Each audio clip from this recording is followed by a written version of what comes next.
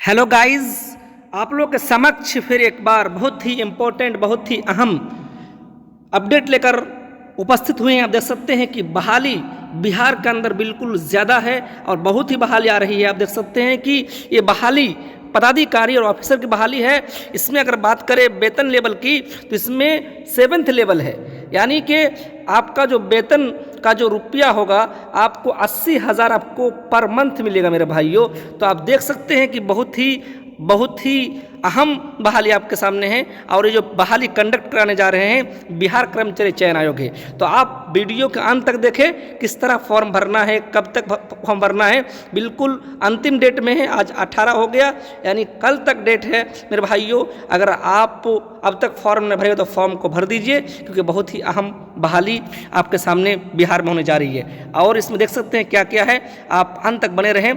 देख सकते हैं कि ये जो बहाली है ये बिहार कर्मचारी चयन आयोग द्वारा कंडक्ट कराया जाएगा। आवर संख्या की पदाधिकारी प्रखंड लेवल की बहाली है। पदाधिकारी के पदों पर नियुक्ति हेतु विज्ञापन जारी किया गया है। ऑनलाइन रजिस्ट्रेशन की तारीख यानी 1 अप्रैल से 19 अप्रैल तक इनका डेट है, यानी अभी भी आपके पास एक दिन समय है। आप फॉर्म को जरूर भरें अगर आप इसकी योग्यता रखते हैं। देख सकते हैं कि विज्ञापन संख्या 1/25 अर्थ एवं सांख्यिकी निदेशालय योजना एवं विकास विभाग बिहार पटना के अंतर्गत आवर संख्या के पदाधिकारी प्रखंड संख्या की पदाधिकारी के निम्नांकित रिक्त पदों पर नियुक्त हेतु सुयोग्य लायक उम्मीदवारों से ऑनलाइन आवेदन आयोग के वेबसाइट www.bsscbihar.gov.in पर आमंत्रित किए जाते हैं, यानी इस पर आपको दावत दिए जाते हैं। ऑनलाइन आवेदन भरने की विस्तृत जानकारी आयोग के वेबसाइट पर उपलब्ध है। देख सकते हैं कि ये ऑनलाइन के द्वारा से इसमें आप फॉर्म भर सकते हैं। देख सकते हैं कि इसमें जो पदनाम जो दिया गया है इसमें आवर संख्या की पदाधिकारी या प्रखंड संख्या के पदाधिकारी, यानी ये प्रखंड लेवल पर ऑफिसर की बहाली है। इसमें वेतनमान की बात करें तो इसमें 7वां लेवल है। बहुत ही अच्छी बहाली इसमें आपको देखने को मिलेगा। इसी प्रकार से अब देख सकते हैं कि इसमें योग्यता की बात है, इसमें जो क्वालिफिकेशन की बात है, शैक्षणिक योग्यता, इसको समझने की ज़रूरत है कि मान्यता प्राप्त विश्वविद्यालय से अर्थशास्त्र या गणित सांख्यिकी में से किसी एक विषय से स्नातक होना चाहिए, यानी कि किसी में से, यानी आपका मतलब स्नातक होना ज़रूरी है। यानी ग्रेजुएशन में अर्थशास्त्र, गणित या सांख्यिकी में से किसी एक विषय से स्नातक होना चाहिए। नोट पास कोर्स के रूप में अगर सब्सिडरी में भी इन विषय है, 3 विषय अगर है तो भी आप फॉर्म भर सकते हैं और अभ्यर्थी इसके लिए भी योग्य माने जाएंगे। तो ग्रेजुएशन में अगर आपका अर्थशास्त्र, गणित और सांख्यिकी में से कोई एक विषय अगर लिए हुए हैं और आप किए हैं तो आप इस वैकेंसी में आप फॉर्म भर सकते हैं। इसी प्रकार से आप देख सकते हैं कि अब इसमें कुल रिक्तियाँ कितनी हैं, यानी कितने सीटों पर बहाली होने जा रही है, ये भी जानना बहुत ज़रूरी है। इसमें अधियाची विभाग द्वारा कुल 682 पदों पर बहाली होने वाली है। 682 पद ये बहुत है, क्योंकि ये जो बहाली है बहुत ऊंचे लेवल का है, इसमें सैलरी बहुत ही हाई है। तो 682 रिक्तियाँ है। अब कोटिवार है, यानी किस कैटेगरी में कितने बहाली है। आप देख सकते हैं कि अनारक्षित यानी जनरल में 313 है, अनुसूचित में 98, अनुसूचित जनजाति में 7, अत्यंत पिछड़ा वर्ग में कितने हैं, यानी एमबीसी कैटेगरी के कितने हैं 112, और पिछड़ा वर्ग के लिए हैं 62, महिला वर्ग के लिए 22 और आर्थिक रूप से कमज़ोर के लिए 68 पदों पर यहाँ पर बहाली निकाला गया है। यानी कुल मिलाकर के इसमें जो बहाली है इसमें 682 इसमें आपका पूरा पद है। अब इसमें देख सकते हैं कि जो बहाली है, अब इसमें उम्र सीमा कितना है कि कब तक आप ये फॉर्म भर सकते हैं, कितने उम्र सीमा होना चाहिए। इसमें एज लिमिट की बात करें, इसमें एज की अगर बात करें तो इसमें एज आप देख सकते हैं कि अभ्यर्थी के उम्र सीमा की गणना यानी गिनती दिनांक 1/8/24 के आधार पर की जाएगी, परंतु वैसे अभ्यर्थी जो दिनांक 1/8/2010 को सरकार द्वारा निर्धारित अधिकतम उम्र सीमा धारित करते हों एवं उक्त तिथि तक निर्धारित शैक्षणिक योग्यता धारण करते हो, वे भी उम्र सीमा के आधार पर सामान्य प्रशासन विभाग के पत्रांक 212 दिनांक 23/1/2006 के आलोक में इस परीक्षा के पात्र होंगे। कार्मिक एवं प्रशासनिक सुधार विभाग वर्तमान संकल्प यानी खुलासा, और इसमें समरी ये है कि 18 साल से लेकर के यानी आप 30-35 से ऊपर एज वाले यानी 40 तक एज वाले यानी आप इसमें फॉर्म भर सकते हैं। इसी प्रकार से आप देखें कि इसमें जो न्यूनतम उम्र है यानी कम से कम उम्र कितनी होनी चाहिए, इसमें भी इसको दर्शा दिया गया है कि न्यूनतम उम्र जो होनी चाहिए इसमें है यानी कम से कम 21 वर्ष के सभी कोटियों के लिए यानी कम से कम 21 वर्ष का होना बिल्कुल ज़रूरी है। इसी प्रकार से इसमें जो उम्र है इसमें भी कोटिवार दिया गया है कि अगर आप जनरल कैटेगरी से हैं तो कितना उम्र होना चाहिए 37 वर्ष, अगर आप पिछड़ा वर्ग से हैं तो कितना होना चाहिए 40 वर्ष तक फॉर्म आप भर सकते हैं यानी एज लिमिट है। इसी प्रकार से अगर आप महिला आरक्षित के हैं तो 40 वर्ष तक और अनुसूचित जनजाति के लिए 42 वर्ष तक, इतने वर्ष तक आप इसमें फॉर्म इसे भर सकते हैं। अगर आपका इतना एज हो गया है तो भी भर सकते हैं। अब आयोग द्वारा मैट्रिकुलेशन समतुल्य प्रमाण पत्रों की अंकित उम्मीदवार की जन्मतिथि मान्य की जाएगी। इसी प्रकार से आप देख सकते हैं इसमें जो काम होगा इसमें बिल्कुल ऑफिशियल काम होगा और ये बहाली बहुत ही अहम है। इसमें जो एग्ज़ाम जो होंगे इसमें एग्ज़ाम का भी इसमें कुछ दिया गया है किस तरह एग्ज़ाम होगा, यानी ये जो उक्त परीक्षा के लिए ऑनलाइन आवेदन प्रपत्र भरने वाले अभ्यर्थियों को अपनी जाति के अनुरूप आरक्षण कोटि को सही एवं स्पष्ट रूप से भरेंगे। अब चयन की प्रक्रिया जो है किस तरह इसमें सिलेक्शन किया जाएगा, चयन की प्रक्रिया इसमें अभ्यर्थियों को मेधा सूची के निम्नांकित यानी निम्न प्रकार तय किया जाए, मेधा सूची यानी मेरिट बेस पर आपकी बहाली होगी। इसमें जो आपका जो एग्ज़ाम होगा इसमें एग्ज़ाम जो लिया जाएगा आप उसमें देख सकते हैं कि एग्ज़ाम की जो प्रकृति है आप इसमें समझ सकते हैं कि इसमें एग्ज़ाम जो लिया जाएगा लिखित परीक्षा में प्राप्त अंकों की अधिमानता होगा। इसी प्रकार से संविदा के आधार पर कार्य करने की निमित्त अधिकतम अधिमान्यता तभी मान्य होगी जबकि उसी पद पर संविदा पर नियुक्ति की गई हो।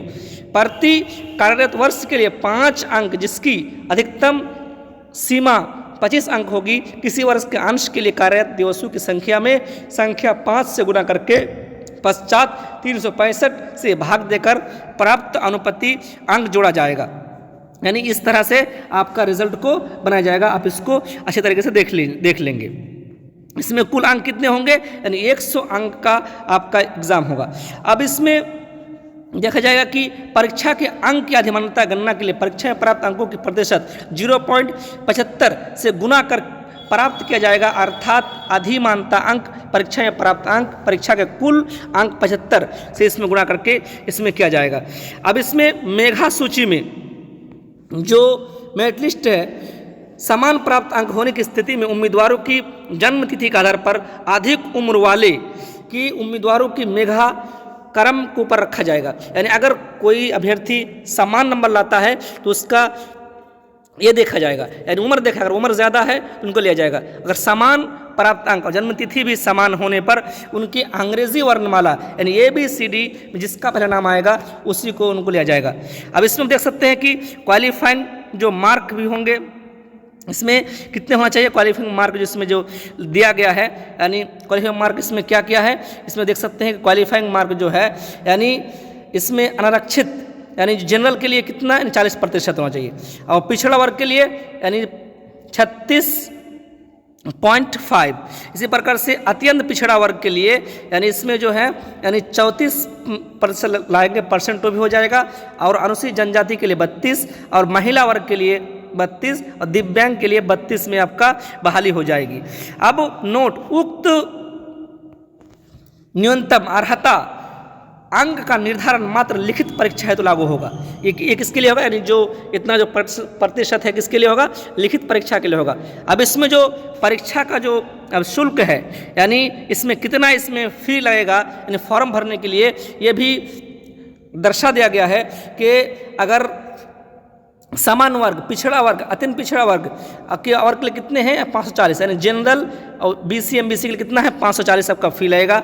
अनुसूचित जाति अनुसूचित जनजाति बिहार का अस्थायी निवासी के लिए 135 रुपये आपको फॉर्म भरने पड़ेंगे, बहुत सस्ता है। सभी श्रेणियों के दिव्यांग के लिए 135, सभी श्रेणी के महिलाएं के लिए 135, यानी बिहार राज्य के सभी श्रेणियों के अभ्यर्थी पुरुष महिला के लिए 540 आपको देना पड़ेगा। इसी प्रकार से परीक्षा शुल्क का जो राशि होगा, इसका प्रोसेसिंग कैसे इसमें दिया जाएगा, तो इसमें यानी प्रोसेसिंग चार्ज एवं सेवा कर सर्विस टैक्स अभ्यर्थी द्वारा अलग से वहन किया जाएगा। परीक्षा शुल्क अभ्यर्थी ऑनलाइन किससे करेंगे, ऑनलाइन किससे करेंगे, credit card, debit card, UPI, net banking आदि के माध्यम से भी जमा किया जाएगा।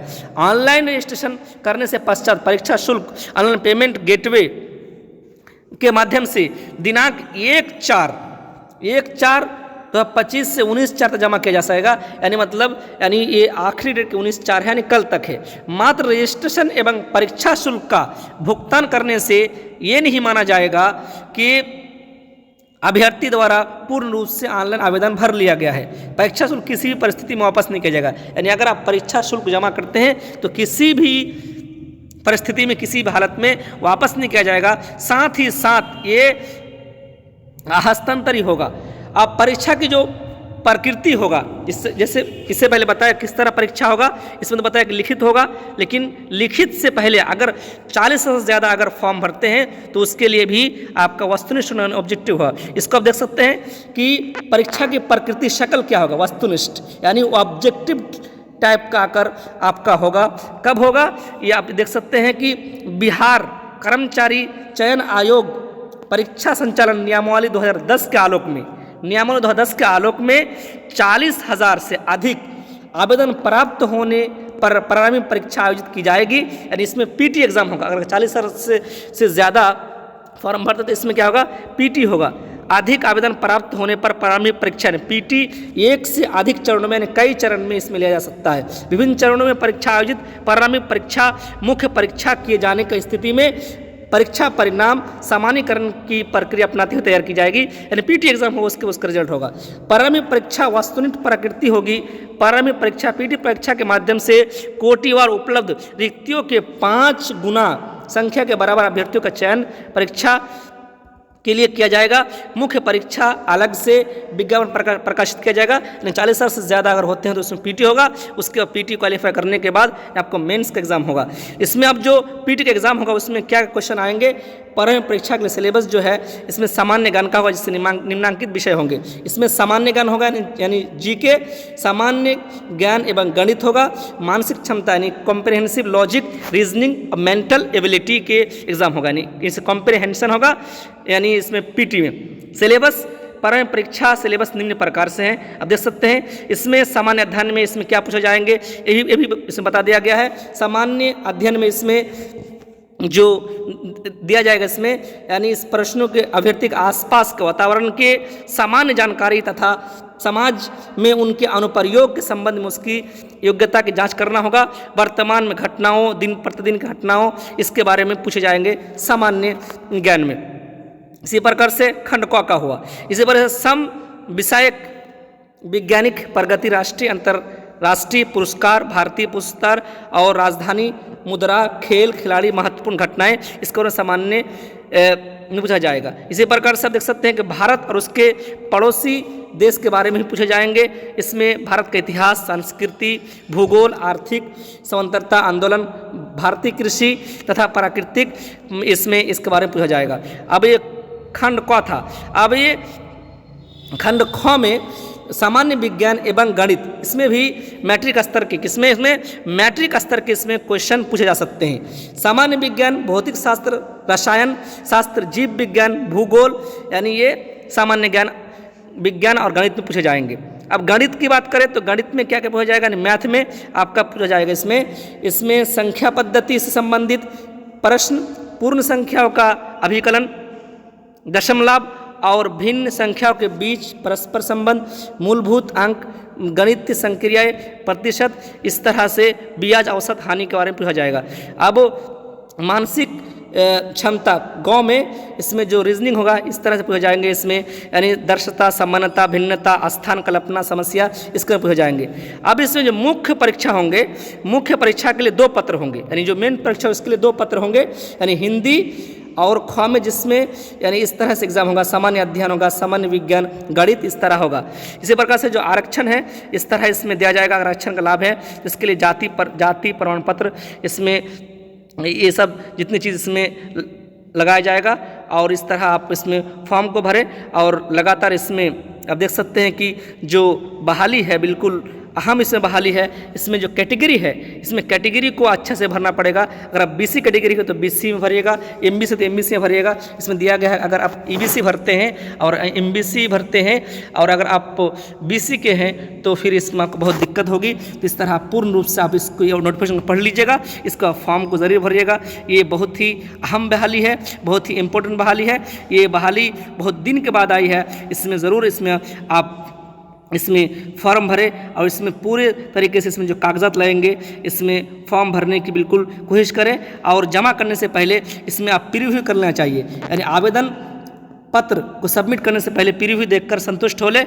यदि कोई सुधार की आवश्यक हो तो इसमें सुधार कर ले, उसके बाद सबमिट करेंगे। और ये टाइम बिल्कुल ये है, इसमें बहुत कम है। ईमेल आईडी वगैरह सही से बनाने करके इसमें फॉर्म भरेंगे। इसमें ऑनलाइन इसमें फॉर्म भराया जाएगा। 1/4 से लेकर के 19/4 तक है। ऑनलाइन आवेदन भरने की अंतिम तिथि 21/4 है, यानी कितने हैं 21/4 है। तो इसमें आप फॉर्म जरूर भरेंगे इसमें, ताकि इसमें जो इसमें ऑनलाइन आवेदन पत्र में योग्यता किस तरह लगेगा इसमें आप देख सकते हैं। जो आपके इसमें जो कागज़ लाएंगे इसमें देख सकते हैं, जाति, निवास, आय वगैरह, इसमें सब कुछ आप पढ़ लेंगे।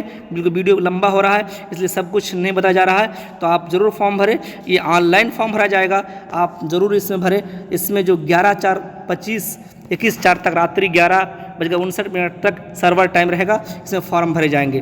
तो ये पदाधिकारी के पद पर बहाली है, आप ज़रूर को फॉर्म भरें और फॉर्म भरने बिल्कुल आप इस ना करें। बहाली इंशाल्लाह बहुत ही अच्छा है, इसमें फॉर्म भरने की ज़रूर कोशिश करें और फॉर्म भरें ताकि बेहतर का रिजल्ट हो। तो आज मिलते हैं, तक फिर मिलते हैं नेक्स्ट वीडियो में। Thank you, stay focus.